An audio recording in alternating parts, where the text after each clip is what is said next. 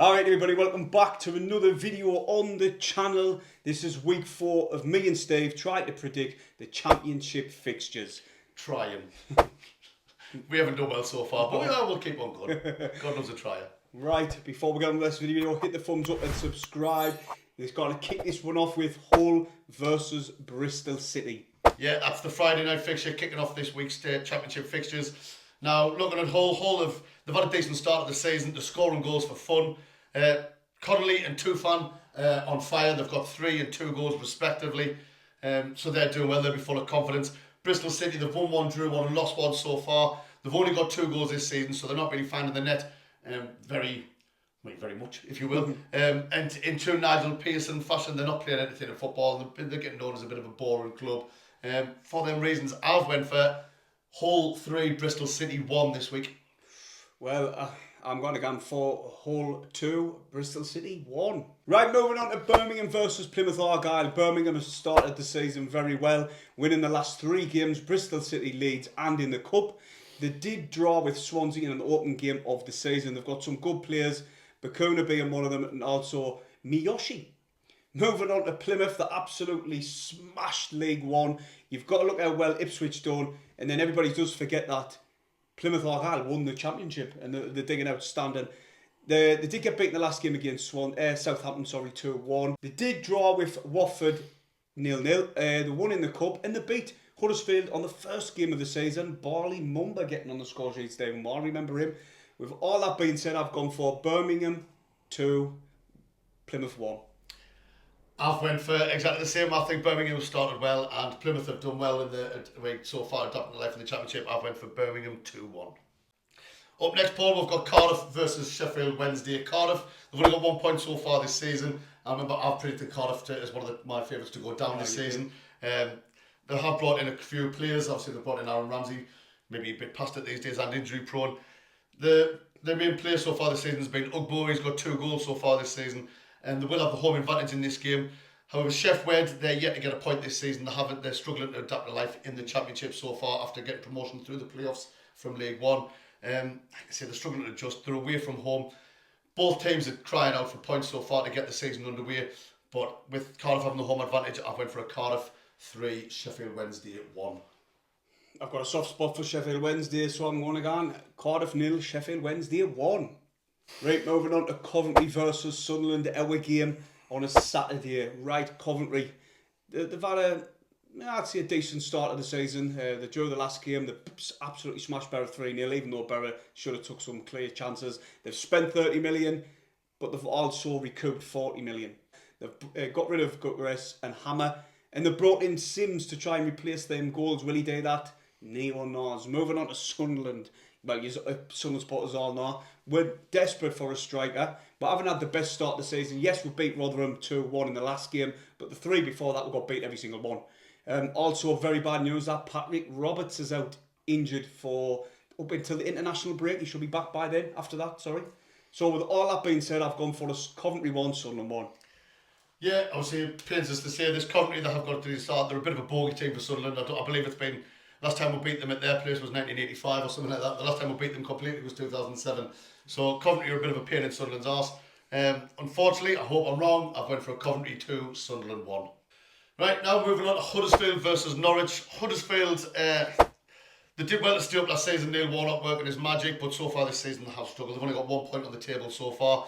The way things are going, looks like they are going to struggle again this season. Like I said, they're struggling to score. They're leaking goals. Which brings us on to Norwich. Norwich, they've started very well. They've got some brilliant players in their team and they know where the back of the net is. They're scoring loads of goals and they've got Rowe and Sargent, who's their main men so far this season. We know Sargent well off last season because he was buried against us a few times. I can only say this one going one way, and I've probably been a bit generous here, but I think it's going to be Norwich 2, Huddersfield 0. Well, yeah, I like to see Stephen. Norwich are flying. Huddersfield are struggling at the minute. I've gone for a Huddersfield 1, Norwich 3. So same goal difference. Right, moving on to Ipswich versus Leeds. This is going to be a very good test for Ipswich. They've got a 100% record up to now. They've won absolutely every game, including the Cup. They've got some really good players. And also they've got a very good, young, talented manager in Kieran McKenna, the understudy to Jose Mourinho. Right. Moving on to Leeds, they are struggling this season. Let's be honest. I still think they'll make the top 6. They've got a good squad. They've just signed Pyro as well from Swansea, Stephen, the striker. I didn't actually know that. Yeah, they did. They've just signed him. He's a very good player for Swansea. He was. This game, I'm going to back Ipswich again. I think they're going to carry the momentum and they're going to win 2-1. Well, I've went for. I think it's going to be an entertaining game. I think there's going to be plenty of goals in this game. It's going to be a good matchup. Ipswich just come up, Leeds just come down. I've went for an entertaining 2-2 draw. Millwall versus Stoke up next. Millwall, they've had one win, although it was against Borough this season, and Borough have been struggling. They're having a slow start, which is probably a pain in the backside for the Millwall fans after they finished strong last season and just missed out on the playoffs courtesy of us. They're struggling to score goals. They really are struggling to score goals this season, and I don't believe they've signed any forwards that's going to stop that from happening at the minute. Stoke, they've had a decent start. They've won 2 and they've lost 1 so far. The last game they beat Watford, which was a good result. Vidigal for Stoke is on fire. He's got 3 goals in 3 games in the league this season, so he's doing well. He seems to know where the back of the net is in these early stages. I do believe you're struggling. I've went for Stoke 2, Millwall 1. Well, to be honest, Stephen, I think, like you said, Millwall done well last season. Obviously, Alex Neil's got to put his imprint on Stoke. I'm going to see a 1-1 draw. Moving on to Preston versus Swansea. Listen, Preston, they beat us 2-1. They've won the last 2 games. They've got a good goal scorer in Will Keane. Yeah. He knows where the back of the net is. He has. They've also got Brad Potts and Mad, I'm not going to pronounce his middle name, Jensen, who's a really good player. He got man of the match in one of the recent games as well. Swansea, I fear for Swansea. The back end of the season, they've done really well. They ploughed up the league.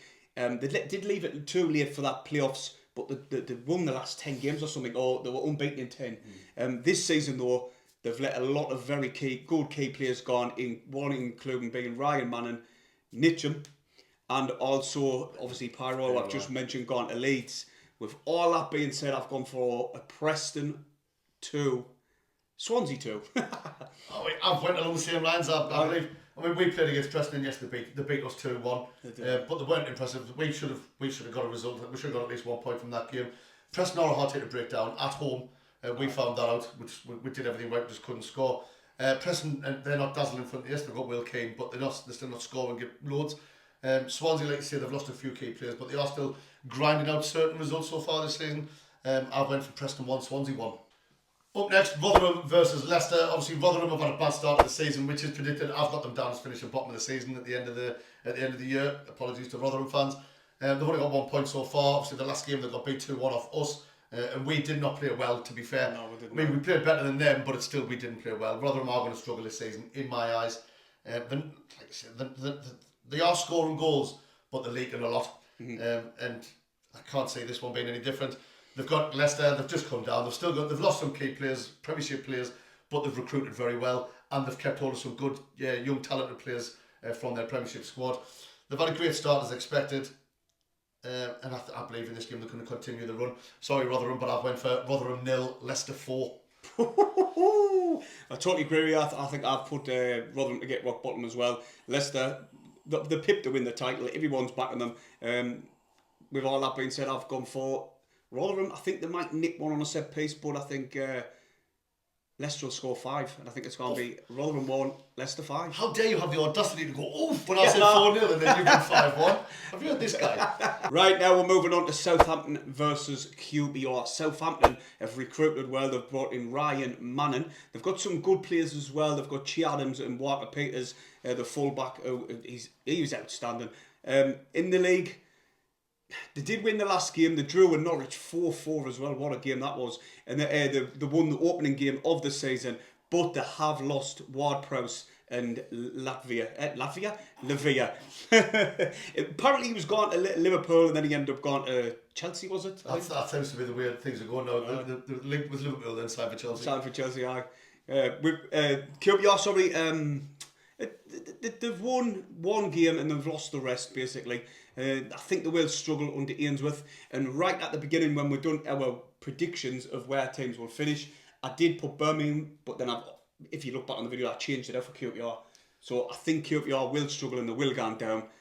I'm going to say a 3-1 Southampton. Agree with what Paul said there. Again, it's funny, isn't it? Yeah. I've said QPR's the team that I've got tipped to go down along with Cardiff and Rotherham. I don't rate Ainsworth as a manager. I think he did well with Wickham, but I think he'll only ever do well with Wickham. Or when he's playing his guitar on his band. But yeah, Southampton have come down. Yes, they've lost some key players, which we knew was going to happen when they came down from the Premiership. They're scoring goals, they're playing good football. They've got the home advantage. I've been down to the Den. The Den, that's the one. I've been down to the Den before, and it's a decent atmosphere. And I think they'll be like the 12th man. QPR's going to struggle all season in my eyes. And Southampton, I've got 3 and QPR 0. Right, next up we've got West Brom versus Borough.